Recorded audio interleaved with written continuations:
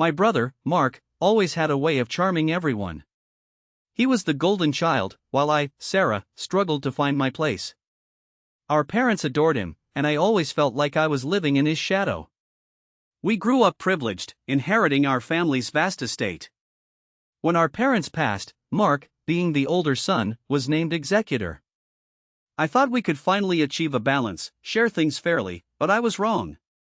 It wasn't long until cracks started to show, and his true colors emerged.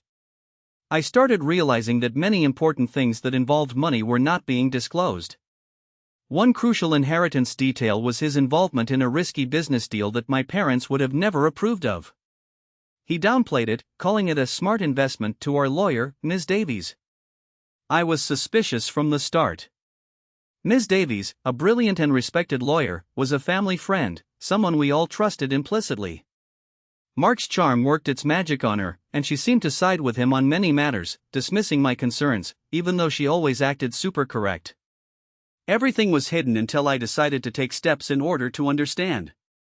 I started digging into the estate's finances. It was a tedious process, but I was determined to uncover the truth. I began noticing inconsistencies, missing funds, and questionable transactions. I started looking for any hidden information, so I looked for help to a private investigator. The more I looked, the more frightened I became. Mark was systematically siphoning off the estate's assets, using them for his own personal gain. My brother was stealing from our inheritance, and, by extension, from me. I had to know, and the deeper I went, the more serious the situation started to look. The private investigator, a gruff but efficient man named Mr. Peterson, confirmed my worst fears. He presented me with solid evidence, bank statements, forged documents, and a paper trail that led directly back to Mark. The scale of his betrayal was shocking, even to me. He'd gone far beyond just being greedy. He was a criminal. He had manipulated Ms. Davies, using her naivety and trust in the process to his advantage, using her to hide crucial information. He proved to be even more dangerous than I first anticipated. I couldn't believe this was happening. I confronted Mark. The look on his face when I showed him the evidence was priceless. He stammered, tried to deny it, but the overwhelming proof quickly silenced him. He then tried to blame me, saying I was jealous and trying to ruin his life. He even tried to manipulate me with tears and apologies, but they didn't work. Before, I have always believed in him but not anymore. He then tried to involve our mother, but she wouldn't take his side, because she knew that I always spoke the truth. The facade he had carefully crafted had completely crumbled, exposing the dark side that he desperately tried to conceal. I couldn't believe what our relationship had become. Later, I informed Ms. Davies about Mark's actions. At first, she found it difficult to believe, given their close friendship and professional relationship, but the evidence was irrefutable. She was devastated. She had been used, manipulated, and her professional reputation was now on the line. The weight of her association with Mark's deceit was crushing. She was just as heartbroken as I was, and the implications of her naivety hit hard. She had let her professional ethics and her friendship blur. The confrontation with Mark in front of Ms. Davies was the most difficult. The air was thick with tension. Ms. Davies, usually so composed, was visibly shaken. She questioned him, her voice trembling slightly. Mark, cornered, tried to deflect blame, but Ms. Davies wasn't buying it. He tried to claim he had made some bad investments that went wrong, that he didn't mean any harm, trying to make it seem as a simple misunderstanding. But nothing would change the fact he was a liar and a thief. Ms. Davies, her face a mask of disappointment, demanded explanations. The revelations came out one after another. Ms. Davies' world began to crumble as she realized the extent of Mark's deceit. The financial records exposed a complicated web that he had crafted to hide his crimes.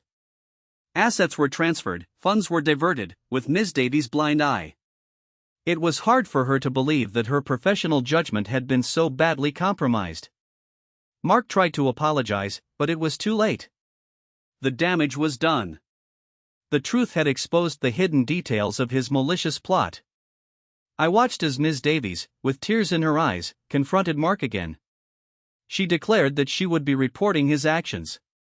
Her career, integrity, and relationships with the estate would be devastated. She lost her job and her reputation, and her entire life changed from that point. He tried to salvage something, but it was too late. He had single-handedly ruined their relationship. The anger in her voice was palpable as she promised to make him pay for everything he had done.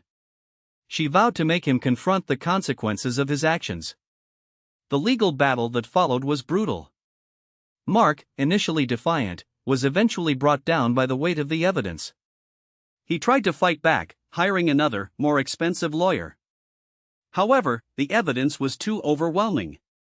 He was convicted of fraud and embezzlement and sentenced to prison. The sentence was a victory, but it came at a great cost. His career was over, his relationship severed. Ms. Davies rebuilt her broken life and career. She was able to find a better job and, with time, gained the trust again. The twist came when the new lawyer Mark hired, who was in touch with him for a long period of time, then got in touch with me. He revealed that Mark had contacted him at a point to find any weak spots in Ms. Davies' profile to make sure she was exposed during the trial. Until the end, Mark tried to play the victim role. He tried to hurt Ms. Davies even more, proving he was a true monster.